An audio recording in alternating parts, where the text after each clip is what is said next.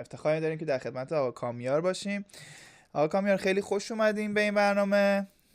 اگه میخواین سلام علیک بکنیم با دوستانی که دارن تماشاتون میکنن. بله، درود به همه. خسته نباشین همه با شرفا. خیلی باعث افتخاره که الان امیر جان از من دعوت کرد که بیام با شما صحبت بکنم. به همتون خیلی افتخار میکنم. الان خیلی جدیدن با این همه اتفاقایی که افتاد یه پوینتی رسیده بود من احساس میکردم ایرانی بودن انگار جرمه، ولی این یونیتی که ما نشون دادیم الان خیلی من بهش افتخار میکنم. ممنون، باعث افتخار ما هستش که در کنار شما هستیم. واقعا با محتوایی که میسازین به قول معروف میگن نسل شیک پاسارگادی واقعا شما هستین. حالا ما که دیگه سن و سالی از همون گذشته، ولی خب واقعا افتخار میکنم. ویدیوهاتو که میبینم عشق میکنم که چطوری روی این چپیا وای میسی، صحبت کردنت خیلی قرص و محکم، به زبان انگلیسی چقدر خوب مسلط هستی، چه لهجه قشنگی داری. واقعا باعث افتخاره برای ما.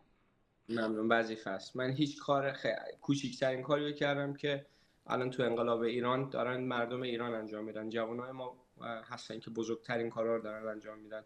این کاری که من بر خودم حرف میزنم، کاری که من دارم میکنم خیلی کوچیکه واقعا، ولی وظیفه است. ممنون، لطف دارین. کامیار جان، میخوام قبل از کلا شروع این اتفاقات صحبت بکنم. آیا شما قبل از این جریانات محتوا میساختی؟ آیا اکتیو بودی توی سوشیال میدیا و حالا موضوع کاریت به چه شکل بود؟ اگه میشه لطفا برامون توضیح بده. بله، من تا زمان مثلا تا ژانویه بودم تو سوشال میدیا، ولی کار فیتنس انجام میدادم و یه کار ثابتی هم داشتم که دارم هنوز، ولی مثلا فعالیت سیاسی اصلا نداشتم. ولی همیشه از مثلا خب من ایران به دنیا اومدم، از بچگی مثلا اینو اگنالج میکردم که سیستم درست نیست و جایی که داریم زندگی میکنیم، کسایی که دارن حکومت میکنن، این اتفاقا نباید بیفته. من یه بار توی سرویس مدرسه‌مون نمیدونم چی گفته بودم، به مام بزرگم زنگ زده بودن، گفتن 90 تو ساکت نکنیم میام خونت ساکتش میکنیم، چون حرف نمیدونم به خمینی چیزی گفته بودم. ولی بازم سر مهسا امینی به خاطر اینکه میخواستم برگردم ایران، دروغ نگم هیچ فعالیتی نکردم. یعنی چشامو بستم که یه عذاب وجدانی شد برام که این بار دیگه اصلا اجازه رو نتونستم به خودم بدم که بخوام ساکت بمونم. دقیقا منم همین شکلی بودم. این زمان مهسا امینی میرفتم توی تظاهرات شرکت میکردم، ولی خب کانتنتی ازش درست نمیکنم، یعنی کلا محتوی ازش درست نمیکنم. حالا اون موقع بیشتر پیشم هم گیمینگ بود و بهونم این بودش که کانتنت هم ربطی نداره، ولی خب الان دیگه بحثش فرق میکرد. حالا نمیخوام خارج خودم سوال کنم، ولی میگم شبیه بودیم.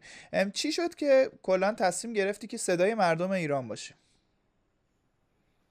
من بعد 8 و 9 ژانویه وقتی اون خبر رسید که اون همه جوان مردن، خب اون عدد حالا گفتن 40,000 تا بود، 50,000 تا بود که در رقم کامل من نمیدونم، ولی با خودم نشستم فکر کردم اون یه رقمه، ولی تک تک اونها زندگی هایی بودن، یه نخبه هایی بودن، گلایی بودن برای خودشون، بعد همه اونها خانواده‌ای داشتن.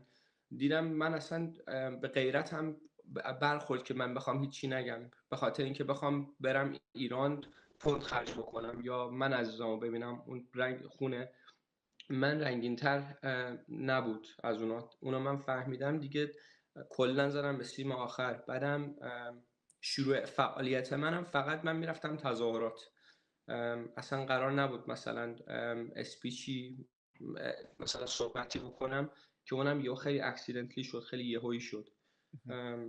و واقعا همون پشنم بود، اون عشقی که به ایران دارم، برای خاک دارم، همونا بود که باعث شد الان به اینجا برسه.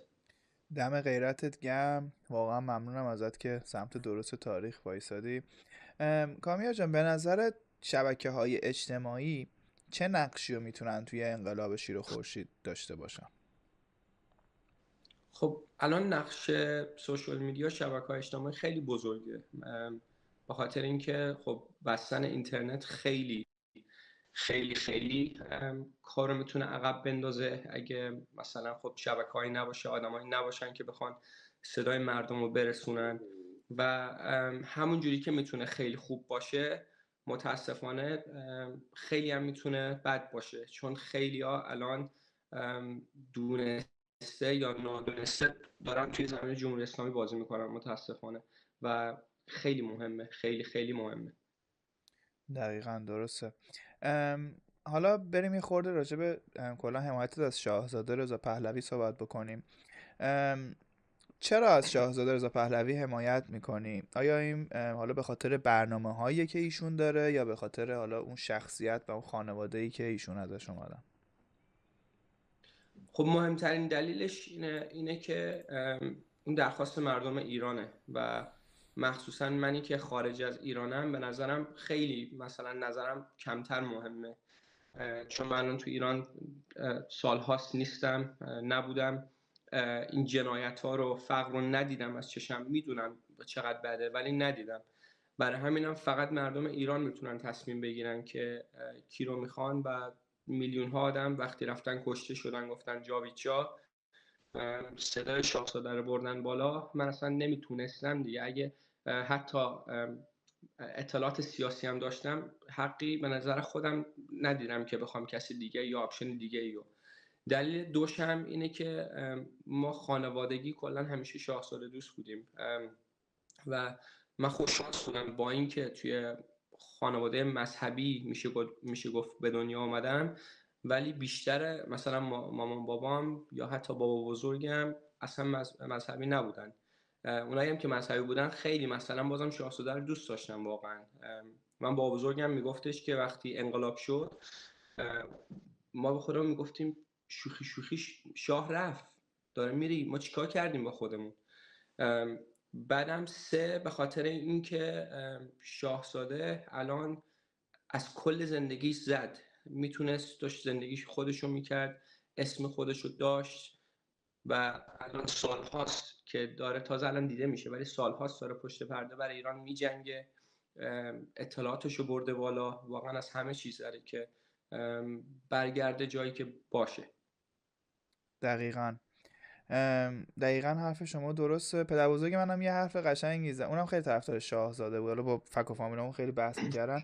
میگفتش که خمینی که توی هواپیما گفت من هیچ حسی ندارم توی ایران، میگفت مامان بابا میگفتن اونو که دید برگشت گفتش که تموم شد دیگه، ایران کلکش کنده است، و واقعا هم همینطوری بودش.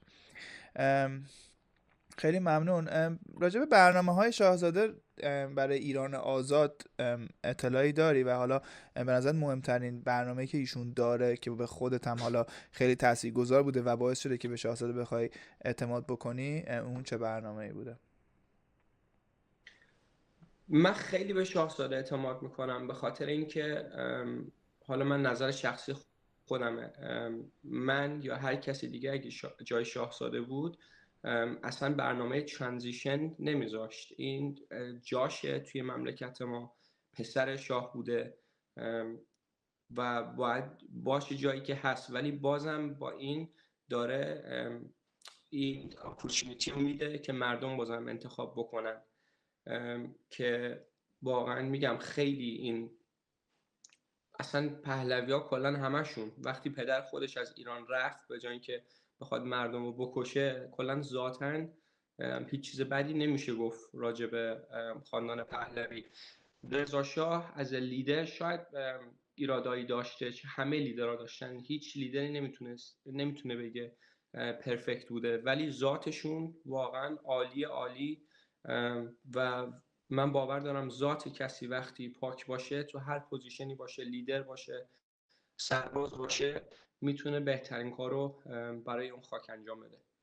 بله، بسیار عالی، خیلی ممنون.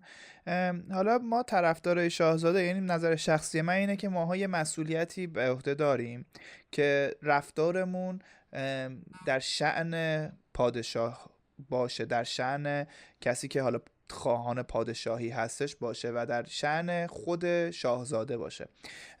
به نظر شما کسی که حالا به عنوان یه پادشاهی خواه در این مسیرم داری فعالیت میکنی، یه پادشاهی خواه سالم چه ویژگی هایی داره؟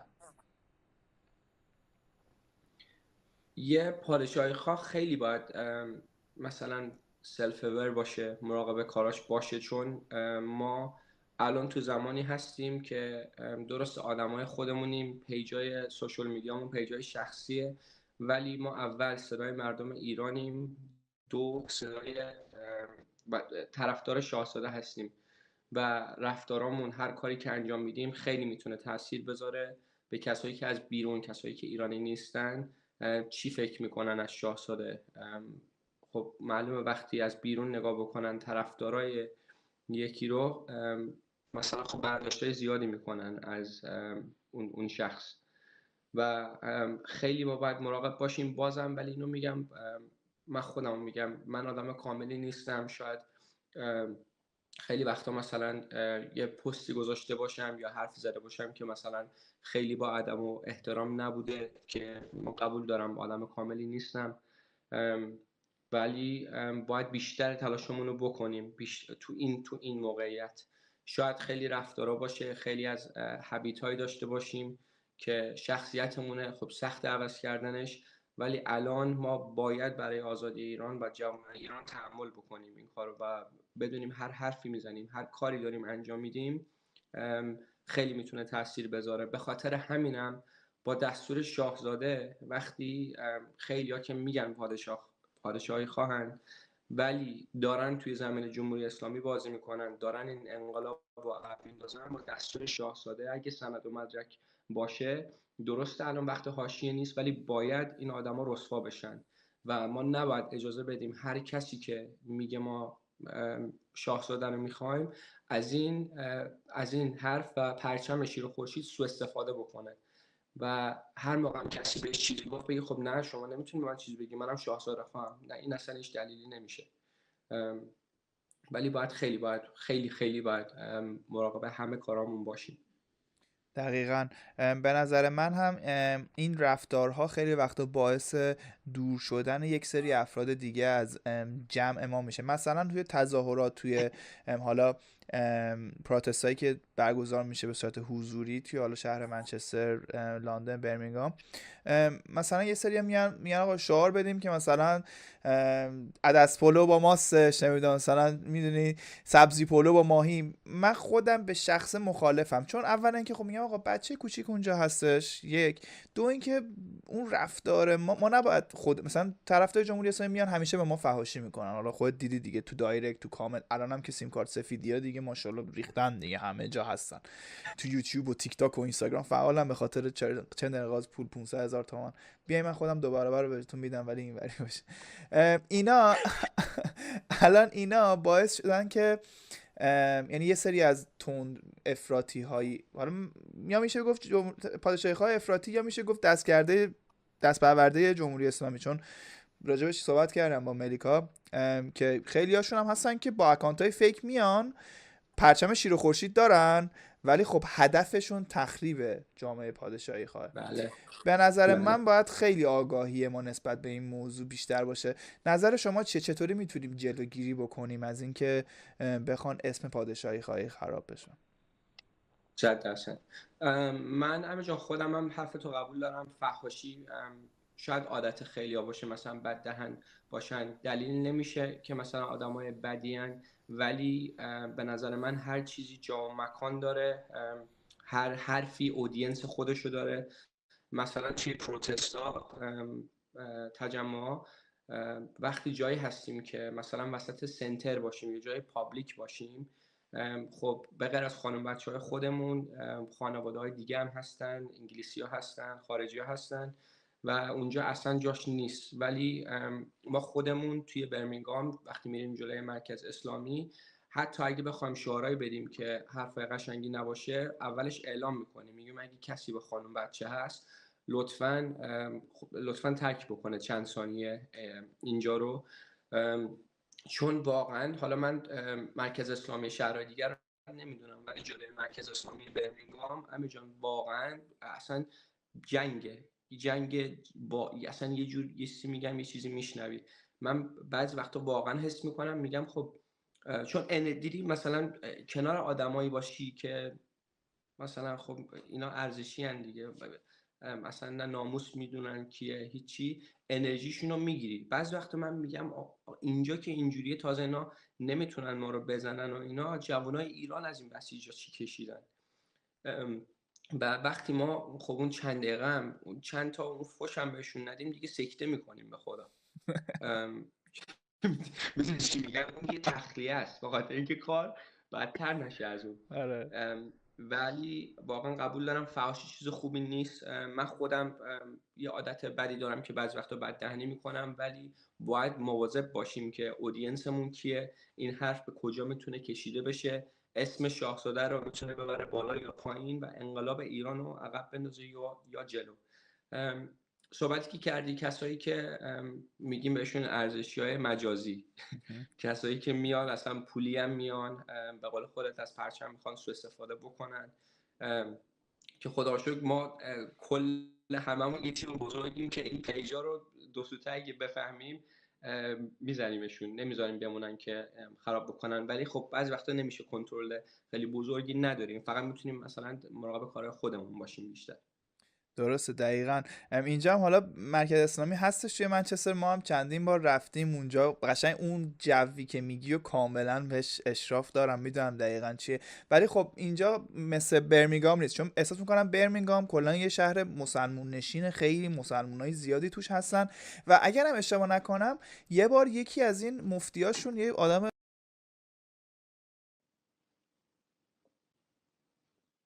صدات قطع شدم اینجا.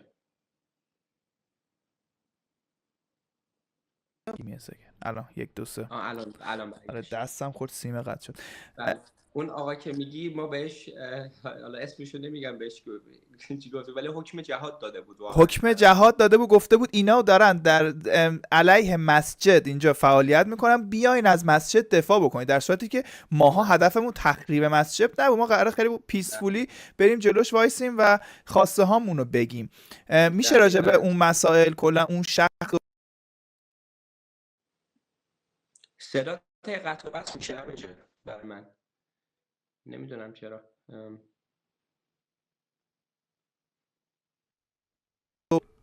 یک دو یک دو الان بس شد. الان این برگشت. آره این به خاطر میکروفونم، این سیمش یه خورده با مراقب باشم. گفتم که میشه راجع به اون مسائل و اون حاشیه ها و اون درگیری هایی که به وجود اومد توی برمینگام، اون شخصی که اومد کلا حکم جهاد داد و راجع به این اتفاقا میشه برای اون توضیح بدی لطفا؟ مرکز اسلامی اینجا برای من خیلی جدیده، ولی بچهای برمینگام 4 ساله با غیرتن، با شرفن، با این موضوع درگیرن. اینا 4 ساله جلوی مرکز اسلامی تجمع میکنن و اینا بچهای ما رو خیلی اذیت کردن، در حد درگیری‌های فیزیکی، تهدیدایی که شدن ازشون و هنوز میشیم، و اصلا وایب خوبی نداره اونجا. و الانم بعد از اون که اون حکم جهاد اومد که ایرانی‌ها دمشون گرم، ما رفتیم اونجا، اصلا فکر کنم همون روز که حکم جهاد داده بودن 10 نفر بودن، ولی ما جمعیتمون زیاد رفتیم بهشون گفتیم، منم بهشون گفتم اینجا فکر نکنین حکم جهاد برای ما نده، فکر نکنین اینجا مثلا هم همون جاست که ازش اومدیم. ولی الان متاسفانه جمعیتشون زیاد شده، چون اینا سونیا رو گول زدن که بیان پشتشون وایسن، که خیلی جالبه، اینا تا الان داشتن سایه همدیگر رو با تیر میزدن، ولی به خاطر دروغ هایی که میگن ما اصلا برای مسجد اونجا، من همین حرف الانم میزنم، با دستور شاهزاده ما اجازه نداریم به اسلام توهین بکنیم، به مسلمان توهین بکنیم، نظر خودمون رو میتونیم داشته باشیم و هممون هم قبول دارم دل خوشی نداریم از اسلام، همه چیمون رو جمهوری اسلامی تو ایران از ما گرفته و هنوز داره میگیره. وقتی با صدای اذان دارن جوونا رو اعدام میکنن، ما چه توقعی میتونیم داشته باشیم؟ ولی نباید توهین بکنیم، نباید تو سر کسی بزنیم.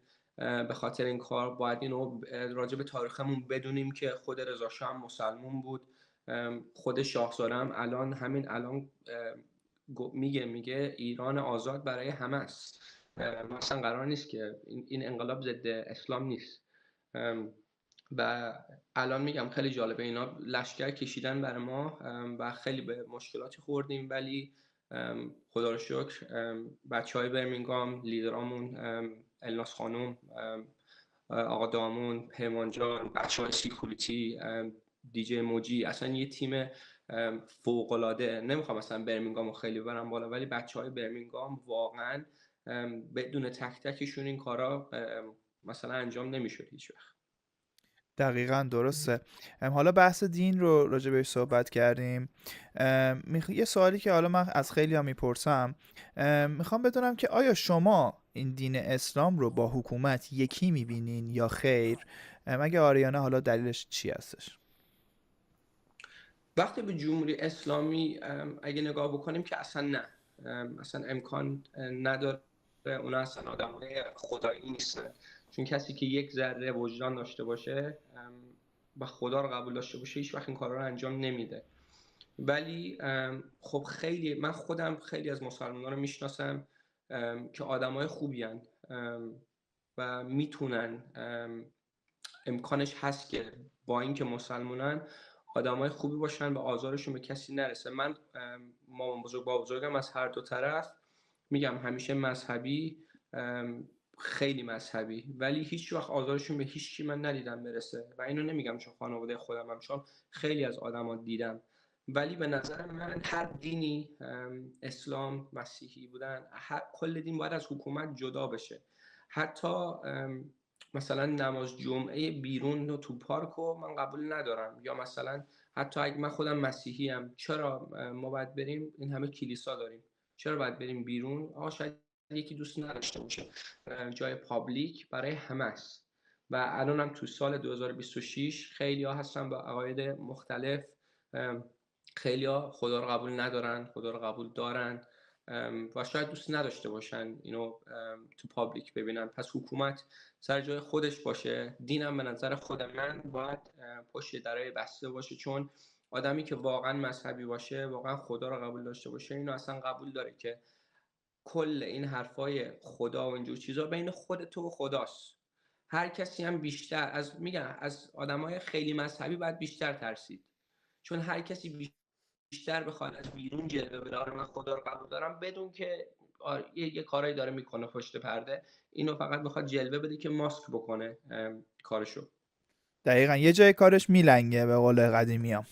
منم دقیقا با صحبت شما موافقم. به نظر من کلا جمهوری اسلامی اسلام رو به عنوان یک اهرمی داره استفاده میکنه برای کنترل مردم و برای شستن گناههای خودش. و یه سری، حالا ما دیدیم دیگه، این آخوندهایی که به جمهوری اسلامی وصلن از خودشون احادیث درست میکنن، واسه خودشون امامزاده درست میکنن، امامزاده های جعلی میارن بالا. و خب مردم رو، به نظر من جمهوری اسلامی یکی از بزرگترین خیانت هاش به اسلام هستش، چون اکثر مردم ایران به واسطه جمهوری اسلامی از دین زده شدن و از اسلام فراری شدن. چرا؟ خب تو کشورهای دیگه ما همچین چیزی رو نمیبینیم مثل ایران که انقدر همه از اسلام دور بشن و حالا یا بخوان منتقد دین باشن یا بخوان نفرت پراکنی بکنن. حالا بحثمون میاد به بحث نفرت پراکنی یک سری به اصطلاح پادشاهی خواه که من قبول ندارم، چون به نظر من یه پادشاهی خواه واقعی باید مسیر شاهزاده رو بره جلو. خود به قول گفتهای شما که منشن کردین، شاهزاده خودشون مسلمان هستن و هیچ موقع نگفتن که به اسلام توهین بکنین. به نظر شما این نوع نگاه و این نفرت پراکنی ها باعث تفرقه بیشتر بین مردم نمیشه؟ و چرا ما باید چرا ما باید به باورهای مردم احترام بذاریم؟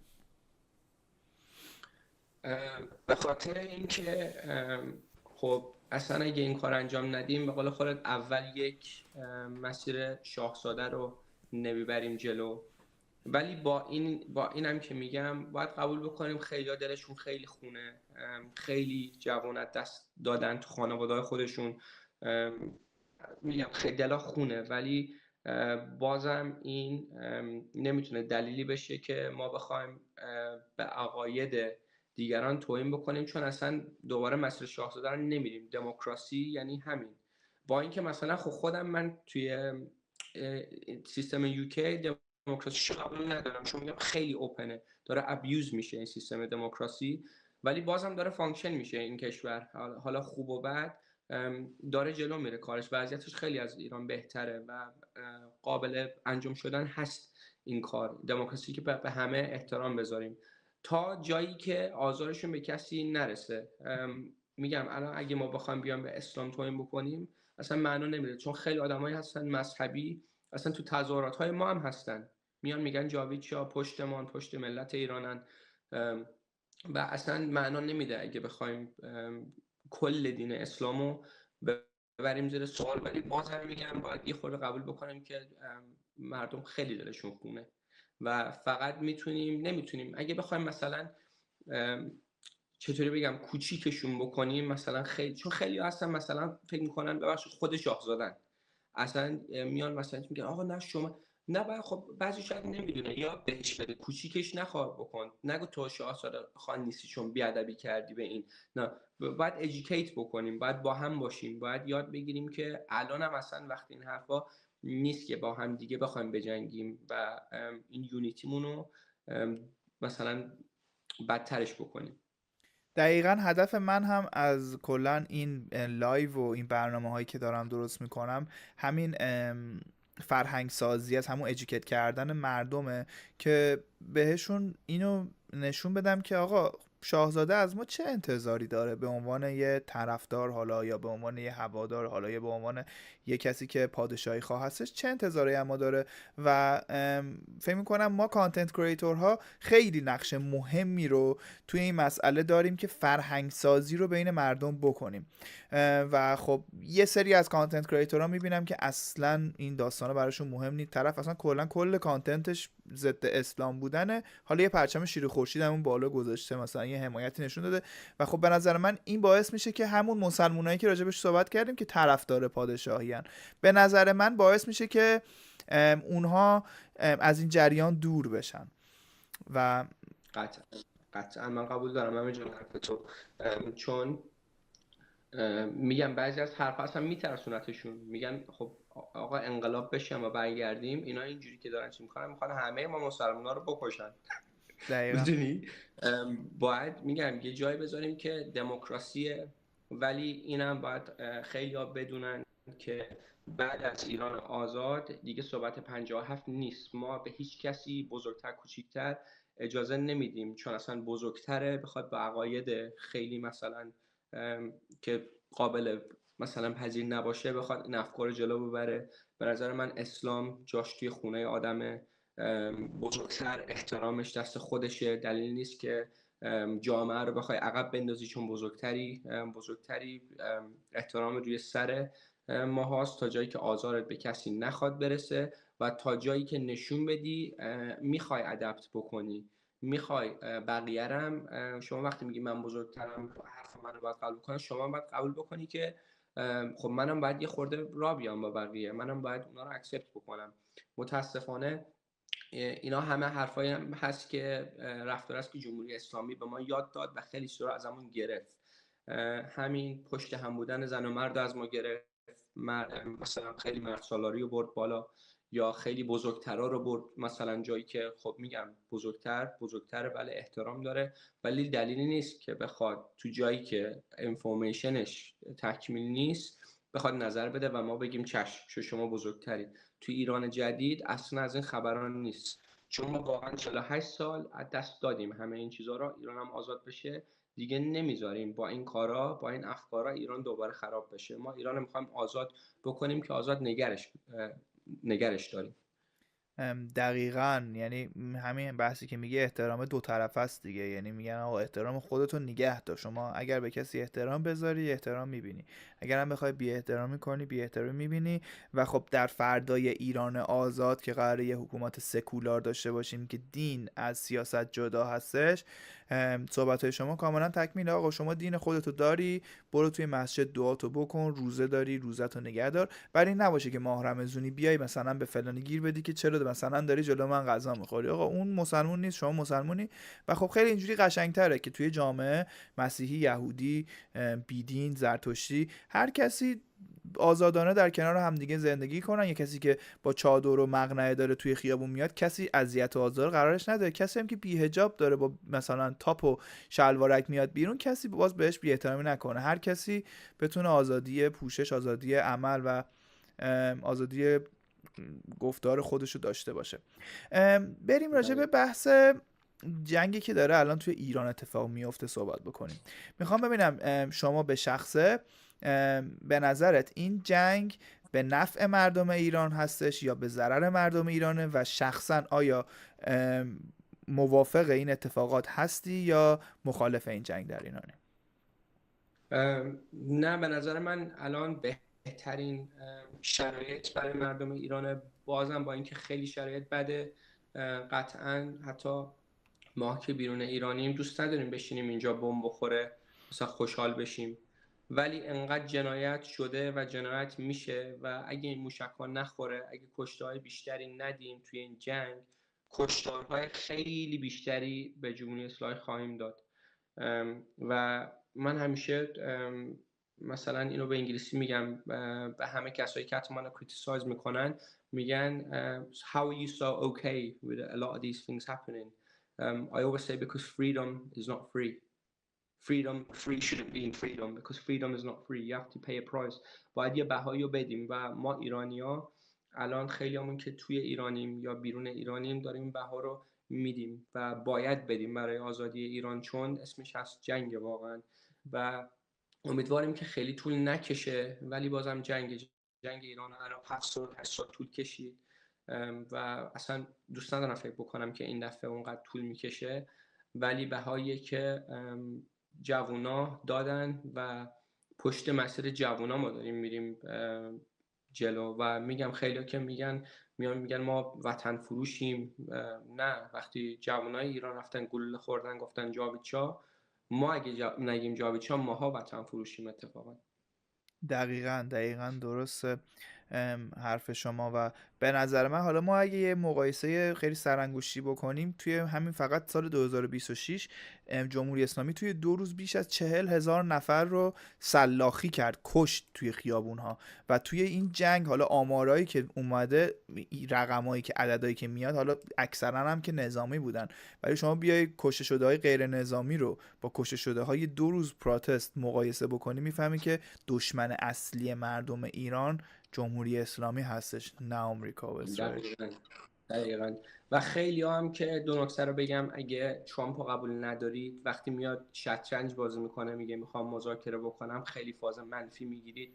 خواهش میکنم نکنید این کارو، چون بازی رو باید بگیریم دیگه چه اتفاقی داره میفته. و ترامپ رو قبولش داشته باشیم، نتانیاهو رو قبولش داشته باشیم.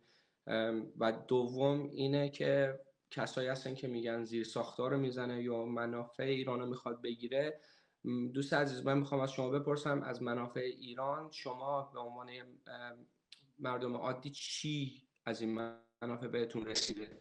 هر روز آوردن مثلا گذاشتن گفتن بفرمایید نفت، این طلا، نه، به هیچ کسی چیزی نرسیده. بچهای سیستان بلوچستان هنوز دمپای پاره دارن. آبادان، خرمشهر هنوز آباد نشده، هیچی به ما نرسیده. اگرم 1% کشورهای دیگه، نمیگم حالا خب اینتنشناشون 100% برای ایران، اگه منافعی میخوان بذار همشو بیان بگیرن، ما آزاد باشیم، زن و بچه ما، جوانای ما آزاد باشن و یه ایرانی آزاد باشه. ما از همین ایران زیبا و قشنگ از راه توریستی میتونیم کلی پول در بیاریم و هممون ثروتمند باشیم. منافع رو بذارین اصلا بیان همشو ببرن، چون تا الان هیچ چیش بهمون نرسیده به غیر از آقازاده ها. و میگم باید این مسیری است که خب مسیر خیلی راحتی نیست جنگ. میگم من خودم هر روز از صبح تا شب پا میشم تنها بدنم میلرزه که خب الان کجا رو موشک میزنه، یا خودم مثلا خب وضعیت اصلا خوب نیست، ولی باید اعتماد داشته باشیم به مسیر جوانای ایران و به مسیر شاهزاده و به اتحاد خودمون. دقیقاً درسته، منم کاملا با حرفای شما موافقم.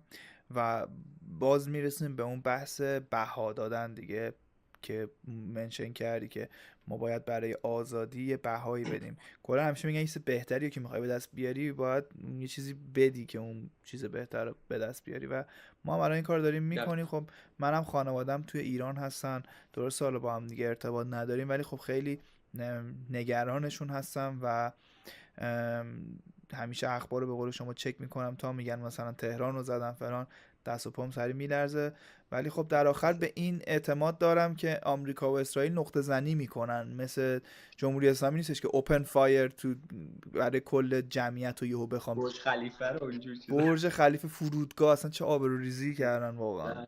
اصلا. ولی همین جان، آره واقعا به قول خودت یه بهای سنگینه. ولی من خودم شخصی میگم، من به یه جایی رسیدم که خب من چرا به عنوان کسی که اصلا سالهاست از ایران دوره، ولی وقتی مثلا دارم تو انگلیس مثلا یه غذای خوب میخورم، چرا اون غذا باید بمونه تو گلوی من؟ چون من دارم فقط فکر میکنم که خب الان بچهای ایران ندارن همینم بخورن.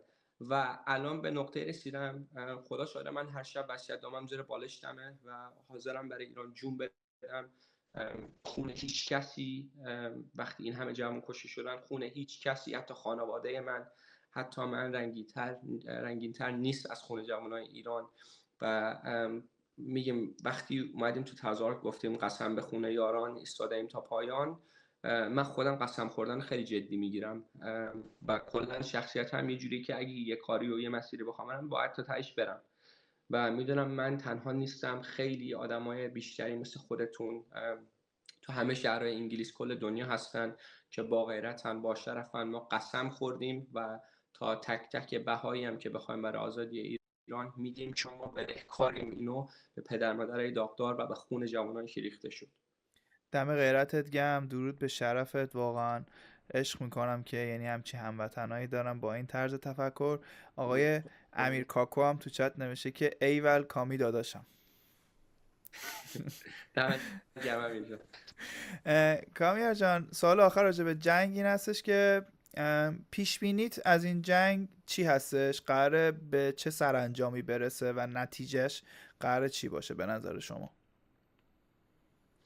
به نظر من الان نکته بعدی جنگ، شاید اشتباه بکنم، ولی میرسه به جایی که آمریکا شروع میکنه چند نقطه رو آزاد میکنه و اونا بیس میکنه برای مردم ایران که ما خودمون دیگه کار رو جلو ببریم.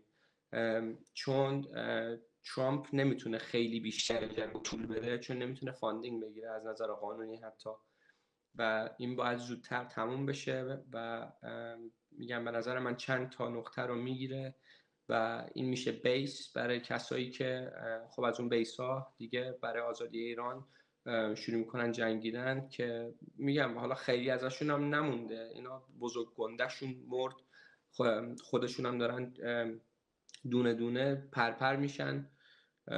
و به نظرم فکر نکنم دیگه بیشتر از 3-4 ماه مکسیموم دیگه این جنگ طولانی بشه و با امید خدا تا 4-5 ماه 6 ماه آینده شاید همون ایران باشیم، که تازه اونجا خیلی چیزا باز دوباره شروع میشه جنگ ساختن ایران دوباره. ولی کاری که باید انجام بشه، وگرنه آپشن دیگه ای اصلا نداریم، میموندیم زیر جمهوری اسلامی چیکار میکردیم.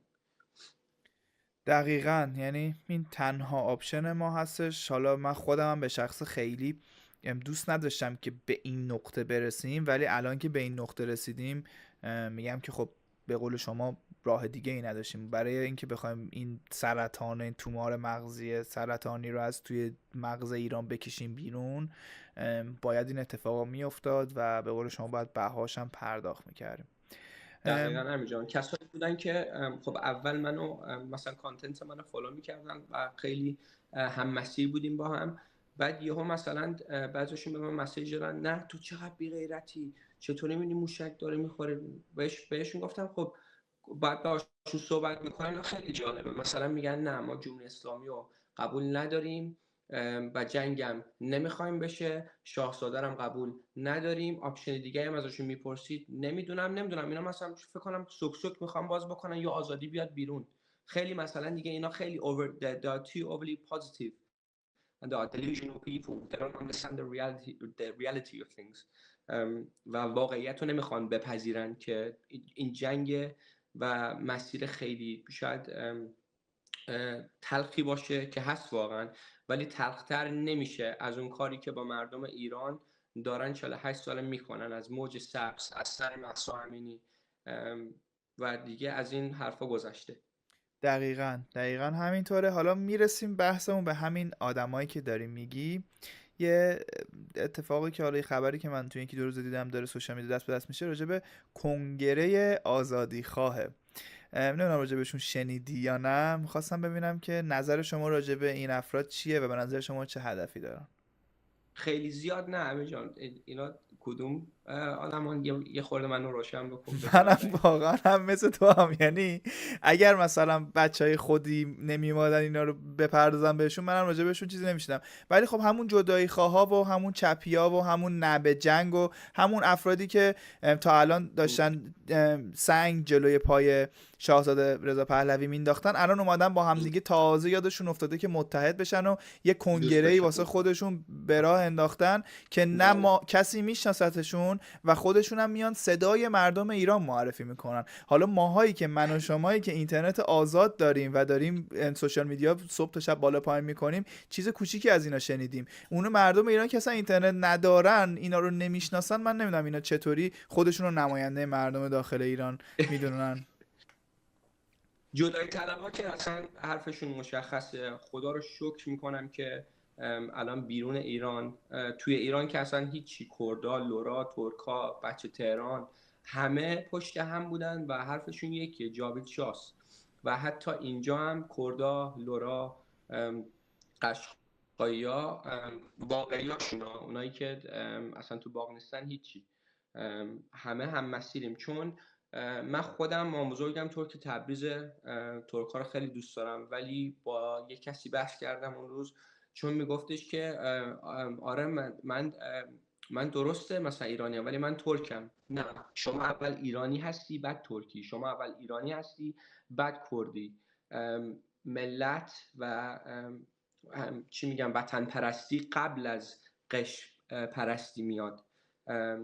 اصلا دلیل نمیشه که هر جای ایرانی شما تو اون خاکی، میخواد تبریز باشه، میخواد سیستان بلوچستان باشه. میگم خدا رو شکر جایی بودن مثل ممسنی که دیدی اومدن تازه بعد اون همه کشت و کشتار، لورای با غیرت اومدن گفتن جاوید شاه. بعد یه سری مثلا لورا هستن بیرون ایران، کردا، نمیدونم فازشون اصلا چیه که فکر میکنن هیچ وقت اجازه شما نداری 2 سانت با از خاک ما بگیری. اگه اومدی قبول کردی که ایرانی هستی و کردی، قدمت بالا سر ماست، احتراما بهت میذاریم. چون اصلا من خودم با اینکه بچه تهرانم، هیچ وقت اینو قبول نداشتم که کسی باید بگه طرف شهرستانی روستایی. نه، ما ایرانی هستیم، هر جای ایران میخوایم باشیم. و به نظر من این همین قشر جدیدی که اصلا اسمش هم یادم رفت، اینا اصلا خیلی مهم نیستن، چون صدای ماها خیلی بلندتره. غیرت و شرف ایرانی خیلی قوی تر از اینه که یک مش آدم بیشرف بخواند اصلا صدای مردم ایران باشن. اصلا نمیتونن، نمیذاریم. دقیقاً. نظر شخصی من راجع به این داستانا که مثلا حالا گفتی قومیت ها، اون بحثایی که بین قومیت هستش، حالا یه سری جوکایی درست شده بود که آقا مثلا شمالی ها اینجوری ان، ترک ها اینجوری. من خودم مثل شما پدر بزرگم یه طرفه سمت ترک تبریز، خودم بچه تهرانم. خب اینا رو قشنگ به چش دیدم، مثلا هم با ترکا صحبت کردم، هم اینجا دیگه کردای ایرانی اینجا خیلی زیادن، باشون صحبت کردیم. اکثرشون میگن آقا یه وجب خاک ایرانو ما نمیدیم. ولی جمهوری اسلامی کلا سیاستش تفرقه بیانداز و حکومت کن. یعنی اومده به قول شما به تهرانیا میگن آقا چه مثلا شهرستانی فلان، شمالیا رو یه اسم گذاشتن، ترکا رو یه اسم گذاشتن، لورا رو یه اسم گذاشتن که قومیت‌های مختلف ایران بیفتن به جون همدیگه. و الانم بزرگترین ترسشون که میبینن چیه؟ اینه که همه با هم دیگه متحد شدن به قول شاهزاده زیر یه پرچم با رهبری شاهزاده رضا پهلوی، و واقعا چشم دیدن اینو ندارن و دارن تمام تلاششون رو میکنن که باز بین مردم تفرقه بیندازن. ولی خب ما همه دیدیم وقتی فراخوان دادن شاهزاده رضا پهلوی، حتی تبریز، اردبیل بلند شدن و حالا شعارشون هم میگفتن که خودی شعار قشنگی داشتن، میگفتن آذربایجان بیداره و پشت سر پهلوی. حالا به ترکی میگفتن یادم نیست، میگفت پهلوی، گفت آذربایجان اویاختی، پهلویدن دایاختی. الان یادم اومد. اوه به به به. اینو برای من بفرست ما بدیم این شعارم اینجا هم. چون آره بینمون زیاد از چیز شعار قشنگی. آره حتما برات هم ویدیوشو میفرستم که توی تبریز مردم داشتن این شعار، چون به من یه سری اومدن گفتن که تو چطور ترکی هستی که طرفدار شاهزاده؟ هیچ ترکی طرفدار شاهزاده نیست. گفتم مطمئنی؟ گفت آره تبریز هیچکی بلند نشد. براش همینجوری رگباری ویدیوهای تبریز رو فرستادم که این شعارا رو هم همه داشتن میدادم. اصلا خودم خیلی عشق کردم، چون یه بارم استوری گوشه گفتم آقا ترکا چرا بلند نمیشید؟ خبری نیست که خدا رو شکر همشون اومدن نشون دادن. و خب میگم جمهوری اسلامی کلا هدفش اینه که تفرقه بیندازه بین قومیت‌های مختلف که بتونه بهشون حکومت بکنه. و خدا رو شکر الان مردم خیلی آگاه شدن کامیار، مخصوصا به خاطر سوشیال میدیا. حالا زمان 57 زمان پدر بزرگای ما یه سری اعلامیه میومد تو رادیو، بی بی سی داشته شاهزاده رو میکوبید و مردم یه خورده آگاهی الان رو، یه خورده که چه عرض کنم، اصلا آگاهی الان رو هیچکی نداشتش که بخواد چشمش رو به واقعیت باز بکنه. بحث انگلیس شد، بحث بی بی سی شد، راجع به سیاست‌های کشور انگلستان. به نظر شما چرا نخست وزیر انگلستان آقای کیر استارمر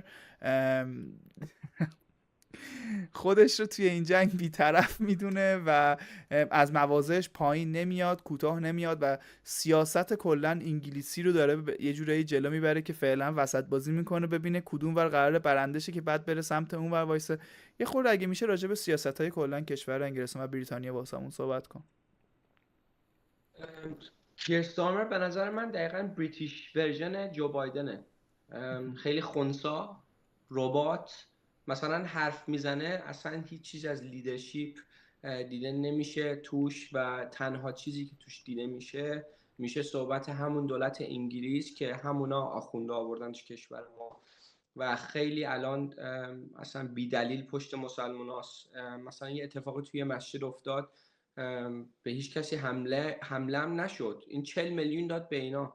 بعد 4 تا 3 تا نمیدونم چند تا آمبولانس یهودا وقتی منفجر شد هیچ بودجه‌ای بهشون نداد، فقط آمبولانس ها رو مثلا گفت من ریپلیس کردم. و دقیقاً اتفاقا نمیجان این انتخاب کرده کدوم سایت میخوای وایسه. وقتی الان هم که همین چند روز پیش اومد با رئیس جمهور سوریه دعوتش کرد، عکس گرفت و همون کسی که عکس داره با 2 تا سر زده شده تو دستش، اینو دیگه تا تهش ما باید بریم دیگه طرف کیه.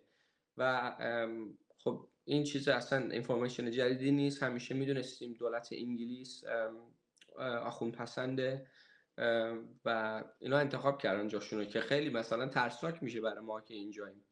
من بعضی وقتا مثلا اتفاقاتی میفته مثلا به خیلی از کانسپیرسی ها فکر میکنم که میگم آها برای همینه مثلا بعضی از مجوزها رو نمیدن، میگن این کارو نکن اون کارو نکن.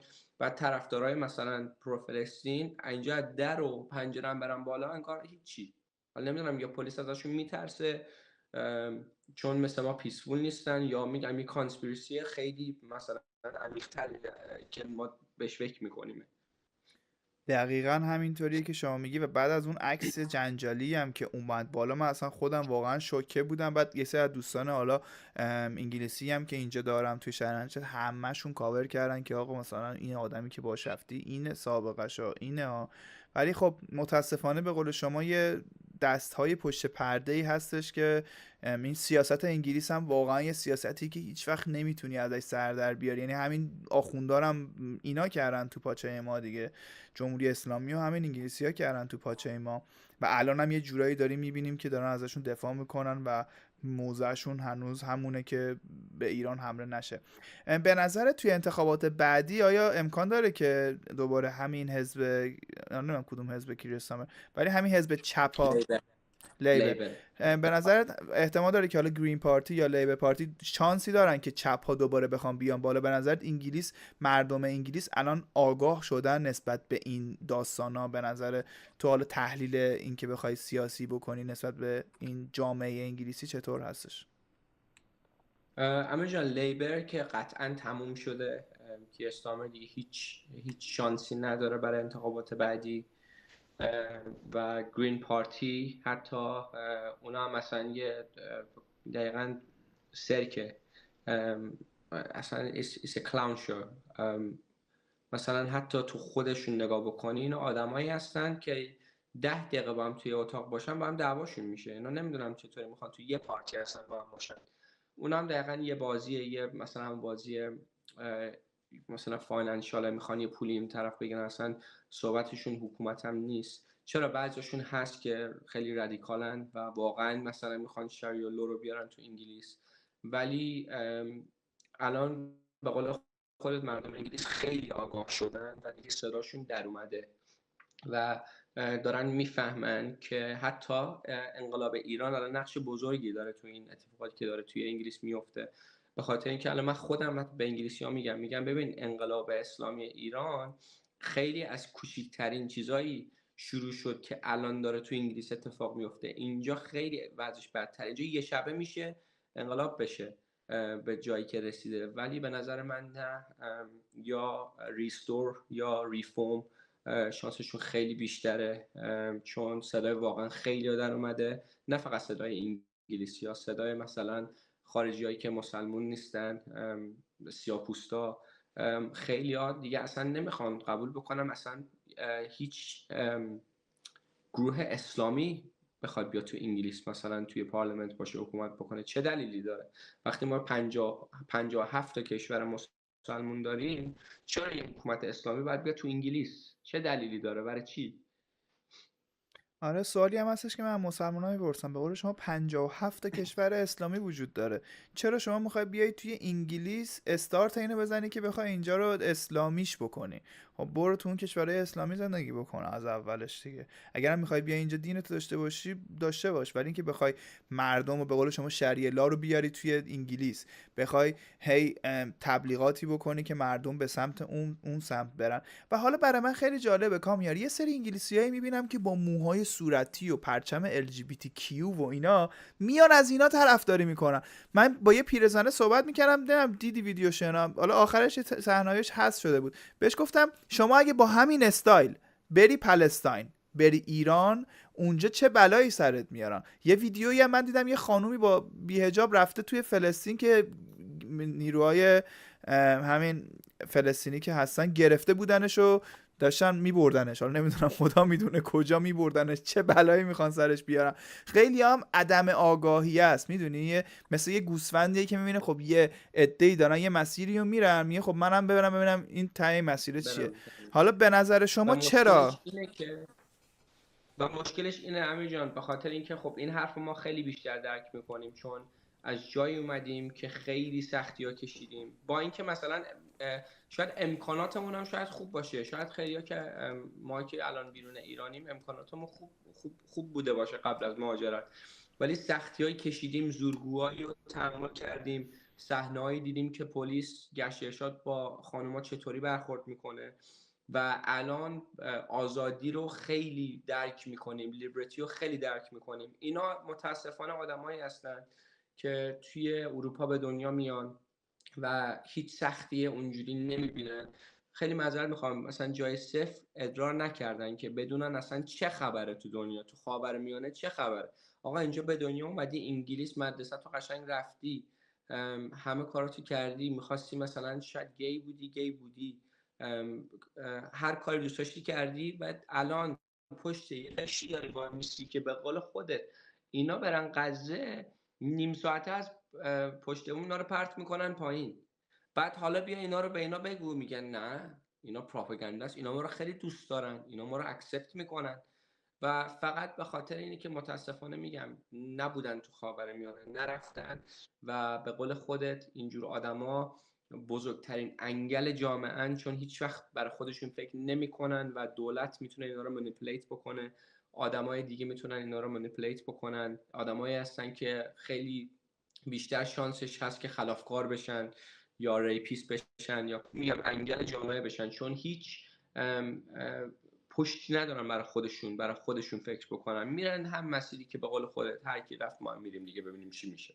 من با یه ژورنالیست انگلیسی صحبت میکردم توی منچستر، ایشون، یعنی نقل قول از ایشونه، من نقل قول من نیست، گفتن که این افرادی که میان پروپالستینیا ساعتی 15 پوند پول میگیرن. میگفت اگرم دقت بکنید، بعد من دیدم راست میگه، دقیقا رأس ساعت 12 انگار اومدن همشون اونجا حاضری انگشت زدن، رأس ساعت 2 هم میرن، یعنی دقیقا مثلا 2 ساعت برای 30 پوند. و حالا این چیزها رو شما هم احتمالا شنیدی توی برمنگام. ساندیسی، حکومت ساندیسی دیگه، دقیقاً حکومت فلسطین دقیقا مثل جمهوری اسلامیه که اگه واقعا با مردم فلسطینی تو غزه صحبت بکنی، ویدیوهاش اومده، اونا هم از حماس و جمهوری اسلامی دلشون پره. اینا میگم کسایی هستن که اصلا نمیدونن تو خاورمیانه چه خبره، همشون هم ساندیسیان به قول خودت، با پول میان. تو برمینگام هم هست خیلی از طرفداراشون که میان جلوی مرکز اسلامی وای میستن، همشون پول میگیرن. اصلا آمارش در اومده که واقعا پول میگیرن همشون. و بیشتر متاسفم برای ایرانیایی که الان پشت اینا افتادن. چون ببین شاید هم داری اینو میبینی، بودجهتون تموم بشه، همه اینایی که میبینی پشتت وایسادن و اینا دیگه نیستن، تو میمونی و دیگه خودت میدونی دیگه. آره بس دیگه 48 سال جنایت کردین با پول، با بودجه، با ساندیس. فقر تو ایران شماها باعثش هستین دیگه، زیادم گرفتین دیگه، بس کنید دیگه. پول همه چی آدم نمیشه. شرف داشته باشین که متاسفانه همه جان خودت به قول خودت وقتی اینا اصلا یه چیزای دیگر رو قبول دارن، شاید مثلا گی باشن ولی میرن توی تجمع فری پلستان، شرف ندارن چون اصلا پشت افکار خودشون نمیخوان وایسن. دقیقاً حرف شما درسته. حالا یه منشن هم کردی ایرانیایی که توی این تجمع چپیا و لفتیس هستن، اونا واقعا کسایی هستن که به جمهوری اسلامی وصلن. من به شخصه باور دارم و دارن خونشویی میکنن و دارن از اون ور خط میگیرن. چون من با یه نفرشون مصاحبه کردم، بهش گفتم چرا داری از جمهوری اسلامی حمایت میکنی؟ رفیقای منو تو ایران کشتن. برگشت من گفتش که کاش تورم بکشن. دیدم، آره امین جان دیدم اونو. خیلی اینا بیشرف عالمن، بله. خیلی بیشرف. یعنی این اگه ماها هممون ایران بودیم، دقیقا همون بلایی که سر جاوید نما می آوردن سر ما هم قطعا می آوردن. و اصلا عقیدهشون اینه، کلا ایدئولوژیشون اینه که اگر با ما مخالفی ما شما رو حذفتون میکنیم و بهم میبریم. بله. یه دیگه مبحث آخر، سوال آخری که ازتون داشتم این هستش که اگر ایران اینترنت ها وصل بشه، ایرانیا بیان یوتیوب این ویدیوی ما رو ببینن، پیامت واسه مردم ایران چی هستش؟ اول میخوام ازتون معذرت خواهی بکنم چون این کار نباید 48 ساعت طول میکشید. این همه جاوید نام نباید میمردن، این همه مادر پدر نباید داغدار میشدن. من خودم شخصا برای کسی که سالهاست از ایران دور بوده شرمنده‌تونم، خجالت میکشم. ولی اینو بدونین دیگه من و خیلی آدم‌های دیگه مثل من زدیم به سیم آخر. ما شما رو آزاد میکنیم، تا آخرش هم میریم، جون خودمونم میدیم، چون دیگه جنایت و فقر و این همه بدیایی که تو ایران شده دیگه بحثه. و ما دیگه الان داره تازه یادمون میاد که ما آریایی هستیم و باید یادمون بیاد که کی هستیم و وطنمون رو پس بگیریم، از ناموس خودمون دفاع بکنیم. و امیدوارم که میگم با اینکه کار بزرگی نمی کنیم اصلا ما اینجا، امیدوارم که بهمون افتخار بکنیم، چون ما به مردم ایران خیلی افتخار میکنیم. افتخار میکنم به اون جوانایی که زنگ زدن به ماماناشون، وایس میل گذاشتن، وصیت دادن، رفتن بیرون. افتخار میکنم به اون آتش نشانی که جون خودش رو از دست داد که دفاع کرد. افتخار میکنم به اون همه هنرمند، ورزشکار که از زندگی خوبشون زدن، از شهرت زدن و پشت ایران و ایرانی در اومدن. دوستتون دارم، واقعا بزرگترین افتخار من تا آخر عمرم ایرانی بودنه. دمت گرم، واقعا لذت بردم. یعنی یکی از بهترین مسابقه بودش که کلا تو کل کریرم داشتم. خیلی بحث خیلی قشنگی بود. مرسی، واقعا ممنون به خاطر این همه آگاهی و این همه سواد و این همه شعور و ادبی که داری. اونجا که گفتی ادرار میکنن جای سفت، اصلا من این جمله رو نشیدم. عالی بود، دمت گرم. دم خودت گرم، باعث افتخار. خیلی بازم ممنونم اینجا، واقعا خیلی به من افتخار دادی. خواهش میکنم. گرم، با هم صحبت میکنیم. دم شما گرم، مرسی، قربونت، خداحافظ.